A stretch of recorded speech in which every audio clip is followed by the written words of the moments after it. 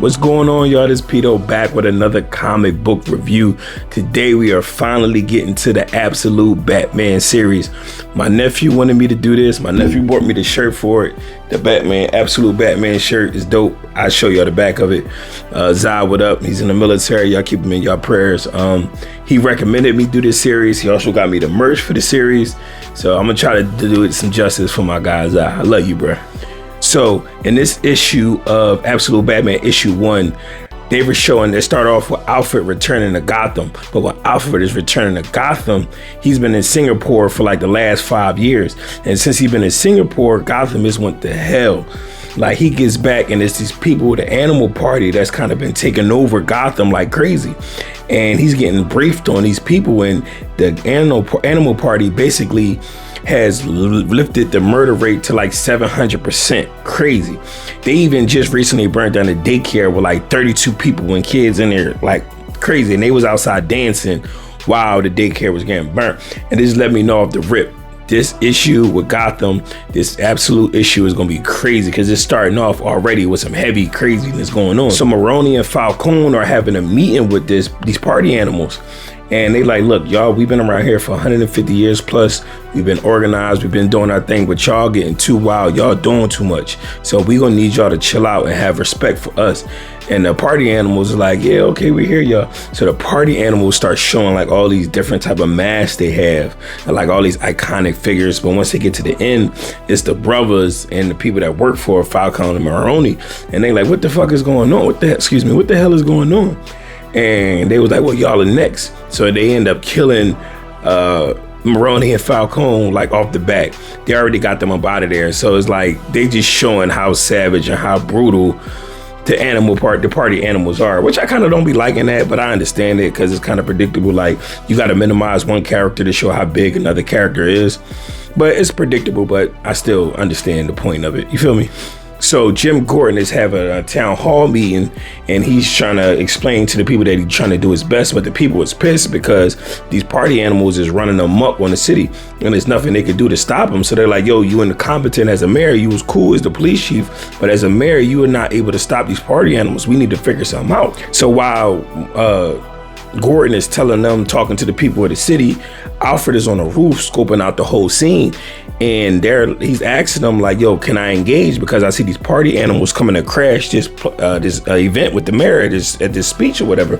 So like, nah, you just observing and reporting, you're not doing anything. So as this happened, the party animals crash the party, and when they crash the party, they shoot Gordon up, they hit him up, and they terrorizing the whole meeting at this point. So the party animals throwing bombs, shooting it up, and Batman shows up, and Alfred is like, I kind of been looking forward to this to see how he handles this. And he was like, well, if he interferes with you getting intel, we need you to take care of him. And Alfred is like, yeah, whatever, I'm still getting intel. So Batman comes destroying these dudes, like putting in that work.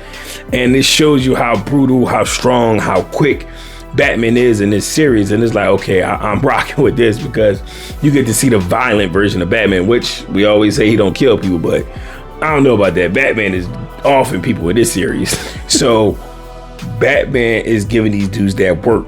He is brutalizing them, and then even his back ears, I don't know what you call them, forgive me, I told you I'm new to comics, but his back ears, he take them off and they even turn into knives, and he like stabbing people with the ears or whatever.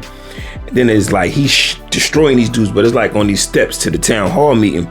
But on these steps, as Batman is walking down, they're showing all the people behind him, kind of like the steps like that. It shows all the people that he destroyed on his way down the steps, and there's one main guy left. And the main guy was like, yeah, I've been waiting for this. I'm about to give you that. Well, I'm gonna show you what it is. So the dude pulls out a knife, and like, you don't know how many people I've killed. You can't even count. And as he's doing that, Batman literally slices dude's arm off. Wow. And you see his arm floating. And I'm like, okay, yeah, they showing Batman ain't playing with these dudes. And he like, you better run to a hospital and get that patched up before you die, you know what I mean? So Batman, you know, dismantles everybody, get up out of there. He's in like his one of his bat caves. And as he in there, he hears something, and it's Alfred sneaking up on him. And Alfred sneaks up on him and got the drop on him with a shotty. And Batman turns around and kicks Gordon in the chest. Boom! And he's like, yo, get the fuck up out of here, man. It was just funny how Gordon was like ready to get the drop on him. Like, yo, I got the shotgun. They ain't seen it before. And all Batman do was turn around, kick him in his chest, and get Alfred up out of there, which I thought was funny. You'll see. So in this series, they do a spin on Thomas Wayne, Martha Wayne, and the whole thing. So in this series, Thomas Wayne gets killed at like a mass shooting at the zoo in Gotham. And that's one of the things that was different, but his mother wasn't there, but we'll get to that. So they get into a mass shooting, and Thomas Wayne saves everybody. He throws everybody in the closet as the mass shooting was going on, and he ended up killing Thomas Wayne right in front of the door where Bruce was behind the door. So this was the origin stories of this version of Absolute Batman. And we're learning all this because Alfred is studying Batman. He's like following him.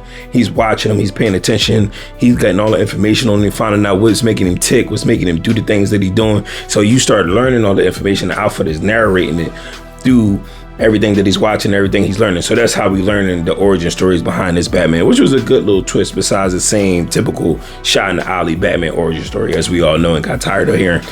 So while Alfred is stalking him and learning all this, he learns that Batman has one weakness in this iteration of Absolute Batman, and it's his mom. His mom is still alive, like I said. And Batman, of course, is a sucker for his mom, and like most of us are.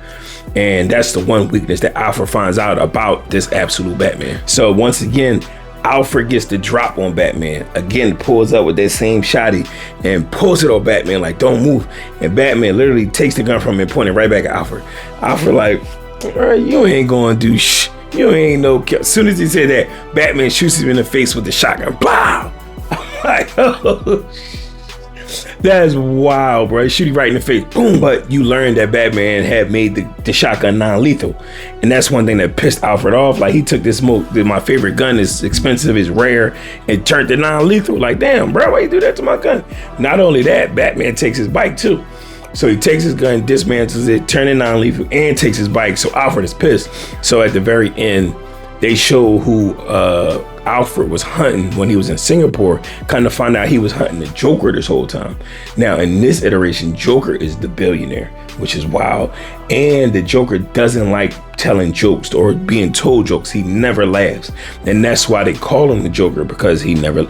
So it's kind of like calling somebody big, tiny, a little play on it. So that's going to be super interesting. And I'm definitely interested to see how this is going to play out. And they were saying like this Joker trained with the League of Assassins and ended up murdering all of them. So I'm definitely excited for this issue 1 of the Absolute Batman. If you have read it, let me know what you thought in the comment section. Let me know how y'all feel about my breakdown of the Absolute Batman issue 1. Let's get it.